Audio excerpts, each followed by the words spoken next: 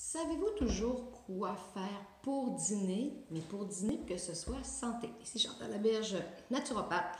Je vais vous montrer ce que des fois moi je peux manger puis m'acheter des petites choses qui vont faire que j'ai pas eu le temps de les fabriquer, mais au moins c'est quand même tout très bon, plein d'enzymes, pas de sans gluten, sans produits laitiers.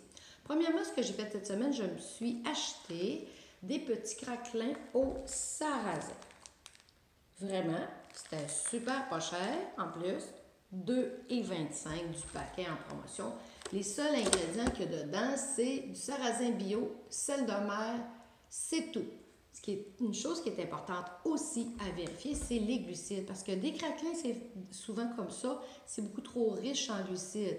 Si c'est trop riche, votre pancréas va être obligé de compenser avec de l'insuline, puis là, ben, c'est pas génial. Donc, les glucides ici, on regarde les tableaux nutritionnels, sont de 13,5. On dit glucides moins fibres, fibre 1,7. Le maximum que ça devrait atteindre, c'est 24 grammes par repas. On est très, très correct.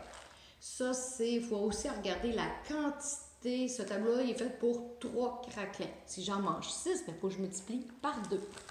Ensuite de ça, avec le craquelin, il ressemble à ça. Il est super tendre, puis c'est facile à manger, puis ça fait une belle biscotte. Ce que j'ai fait, c'est que je me suis acheté du végé pâté sans gluten dans les boutiques de produits naturels. Moi, je sais qu'à Jonquière, je les paye 5 et quelque chose. Ils goûtent vraiment bon. Fait que j'ai tartiné mon petit craquelin. Puis moi, ce que j'ai ajouté, je me suis ajouté, j'aime ça, d'ajouter une petite goutte de moutarde. On dirait que ça donne un petit goût. Je l'ai acheté chez Avril. C'était moutarde érable et harissa. Voyez bien? OK. Ensuite de ça, je vais m'ajouter pour avoir des légumes. J'avais des belles petites pousses d'épinards bio. Alors, je vais m'ajouter sur mon végé pâté des pousses d'épinards, comme ceci.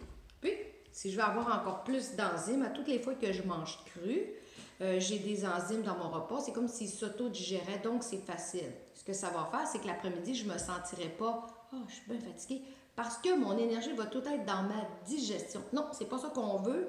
Au contraire, on veut que l'alimentation nous donne plein d'énergie. Donc, je me suis pris ensuite de la belle luzerne. Pourquoi? Parce que de la luzerne, c'est des pousses, c'est rempli de vitamines, rempli de minéraux, c'est du vert. Encore là, ces paquets-là, vous avez la compagnie Abenaki qui a la gentillesse de nous fabriquer ça. Regardez, c'est un gros paquet comme ça.